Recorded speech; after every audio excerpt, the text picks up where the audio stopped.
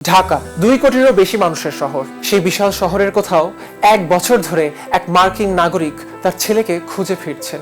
তার নাম garrison Robert Luttrell. ২০১৮ সালের আগস্টে তিনি বাংলাদেশের নাগরিক ফারহানা করিমকে বিয়ে করেন। পরে তাদের সংসারে জন্ম নেয় এক ছেলে, ফাতমির ওয়াল ইকরাম লুট্রেল। কিছুদিন পর্যন্ত তাদের জীবন ছিল একেবারেই সাধারণ, কিন্তু ২০২৩ সালের মাঝামাঝি এসে সেই সম্পর্ক বদলে যেতে শুরু করে। ফারহানা ছেলেকে নিয়ে যুক্তরাষ্ট্র ছেড়ে বাংলাদেশ চলে আসেন। কিছুদিন পর গ্যারিসনও বাংলাদেশে আসেন, এমন এক দেশে যার ভাষা তিনি জানতেন না, যার আদালতের নিয়ম কানুন তার কাছে সম্পূর্ণ অচেনা। তার একটাই উদ্দেশ্য ছিল নিজের সন্তানদের আবার দেখতে পাওয়া। ফারহানা যখন তাদের দ্বিতীয় সন্তানের মা হতে চলেছিলেন, তখন তিনি তাকে জানান যে বাংলাদেশে পরিবারের কাছে থেকে সন্তান জন্ম দিতে চান। তিনি করেছিলেনও তাই। কিন্তু বাংলাদেশে পৌঁছানোর কিছুদিন পর থেকেই সমস্ত যোগাযোগ বন্ধ হয়ে যায়।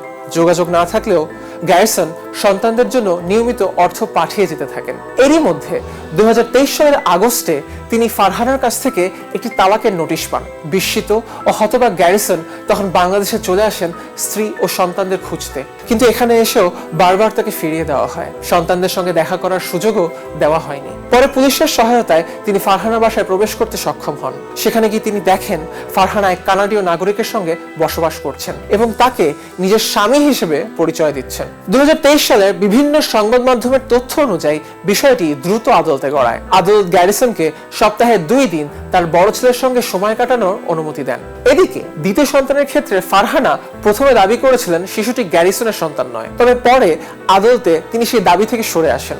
এরপর দ্বিতীয় সন্তানের সঙ্গেও গ্যারিসনের দেখা করার সুযোগ তৈরি হয়। দাম্পত্য সম্পর্কে প্রতারণার শিকার হওয়ার পরও গ্যারিসন আদালতের দেওয়া সপ্তাহে মাত্র ২ দিনের সাক্ষাতের অধিকার মেনে নেন, কারণ একজন বাবা হিসেবে তিনি শুধু তার সন্তানদের কাছাকাছি থাকতে চেয়েছিলেন। তবে সেটাও যেন সমস্যা হয়ে দেখা দিল। সম্প্রতি গ্যারিসনকে ঢাকার চিফ মেট্রোপলিটন ম্যাজিস্ট্রেট আদালতের সামনে হাতে লেখা একটি ব্যানার নিয়ে দাঁড়িয়ে থাকতে দেখা যায়। সে ব্যানারটি ছিল সরাসরি দেশের প্রধানমন্ত্রী তারেক রহমানের উদ্দেশ্যে। সেখানে লেখা ছিল মাত্র ৩টি শব্দ, আমার ছেলে কোথায়। গ্যারিসনের দাবি, প্রায় ১ বছর ধরে তিনি তার সন্তানদের দেখতে পারেননি। তার অভিযোগ, সাবেক স্ত্রী ফারহানা তাকে সন্তানদের সঙ্গে দেখা করতে দিচ্ছেন না। এই মুহূর্তে ঘটনাটি ঠিক এখানেই দাঁড়িয়ে আছে। একজন বাবা যিনি বলছেন দীর্ঘদিন ধরে তাকে তার সন্তানের কাছ থেকে দূরে রাখা হয়েছে। একজন মা যিনি এখন পর্যন্ত প্রকাশ্যে নিজের দৃষ্টিভঙ্গি খুব একটা তুলে ধরেননি। আদালতের প্রক্রিয়া চলছে এখনো, আর মাঝখানে রয়েছে 2টি শিশু। একজন এতটাই বড় যে বাবার সঙ্গে কাটানো সপ্তাহের 14 ঘন্টার স্মৃতি হয়তো বা মনে রাখতে পেরেছে, আর অন্যজন এতটাই ছোট যে তার হয়তো কিছুই মনে থাকবার কথা নয়। তাদের ভবিষ্যৎ এখন নির্ধারিত হচ্ছে বড়দের সিদ্ধান্তে, যারা এই মুহূর্তে একে অপরের সঙ্গে কোনো প্রকার কথা বলছেন না। এরপর যাই ঘটুক, আরেকটি শুনানি, আরেকটি আপিল কিংবা আরেকটি শিরোনাম, যা কিছুই হোক না কেন, তার সবটুকু প্রভাব পড়বে সেই 2 শিশুরই জীবনে, কারণ এই গল্পের কোনো অংশই তারা নিজেরা বেছে নেয়নি।